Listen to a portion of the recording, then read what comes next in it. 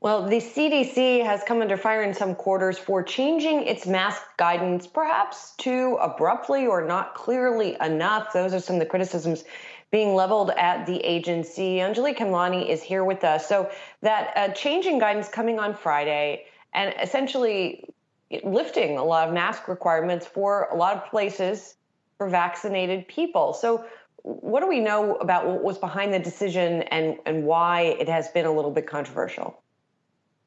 Well, the whole story is very complicated, and many reports do highlight different parts of what came into play to make this decision. Largely speaking, the CDC did get new data to support the idea that vaccinated individuals do not have to wear masks in most spaces. Earlier last month, we saw where there was almost a checklist of are you indoors, outdoors with vaccinated people or unvaccinated people, and it was very complex and a lot of criticism for that as well, saying that the average person could not possibly understand a lot of that. So with the new data supporting just how strongly these vaccines are working, the CDC did go ahead and lift that mandate, or rather the guidance on where masks can be worn. And it is important to point out that there are still places where individuals should wear masks, even if vaccinated, including transportation hubs. But we've seen just how this is all playing out over the weekend with states choosing to either keep their mask mandates in place if they already have them, or businesses choosing whether or not to lift mask mandates. And it really is, confusing. There are some people who are still wary of it, knowing that, of course, breakthrough cases are still possible. So it's possibly even more confusing now because people have been so cautious or want to remain more cautious. And that's something the CDC does have to deal with right now.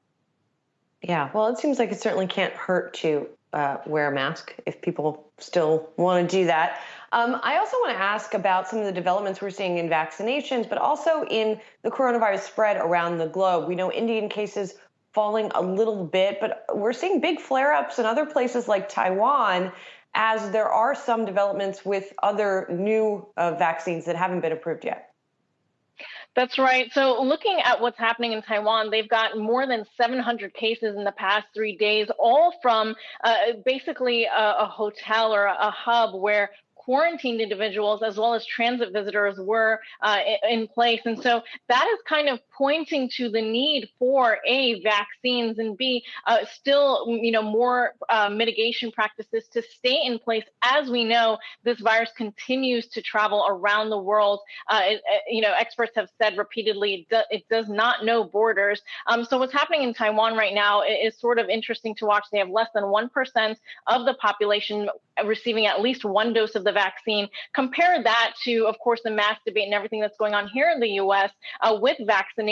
We know that more than 43% of the population is now vaccinated, and that's really positive news by comparison. But what still needs to be looked at, of course, is how all the mitigation tactics are going to go into play and what is happening with the vaccine rollout globally speaking. We got news out of Sanofi and GlaxoSmithKline today saying that their vaccine, which they've been working on jointly, finally did get out of phase 2, and they do have a positive readout of that trial, and they're now about to enter phase 3. An interesting timeline, of course, because we know that there are so many countries that have large vaccination numbers like the US, but there are still, as in the case of Taiwan, many countries without, and they do see that as the market, as well as potentially a large booster market for this vaccine. So they're still rolling through with that. So a lot coming out right now, and still, it's sad to say, but still we're very much in the middle of this pandemic, at least globally speaking. Yes, definitely so. So hopefully we can see some more of those vaccines come online. Thank you so much, Anjalee. Appreciate it.